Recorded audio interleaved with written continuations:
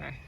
So I like to read from Matthew 20, 1 through 16. And it's about the parable of the workers, something I've been thinking a lot about lately. So here goes. For the kingdom of heaven is like a landowner who went out early in the morning to hire men to work in his vineyard. He agreed to pay them a denarius for the day and sent them into his vineyard. About the third hour, he went out and saw others standing in the marketplace doing nothing.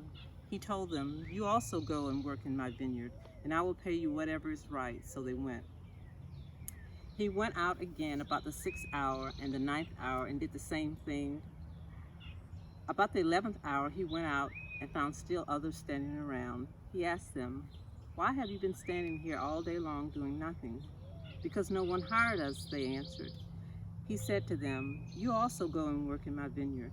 When evening came, the owner of the vineyard said to his foreman, "Call the workers and pay them their wages, beginning with the last ones hired and going on to the first." The workers who were hired about the 11th hour came, and each received a denarius. So when those came who were hired first, they expected to receive more, but each one of them also received a denarius.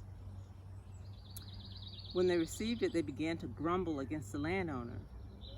"These men who were hired last worked only 1 hour," they said, "and you have made them equal to us who have borne the burden of the work and the heat of the day." But he answered one of them, "Friend, I am not being unfair to you. Didn't you agree to work for a denarius?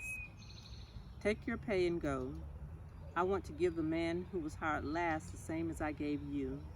Don't I have the right to do as I want with my own money?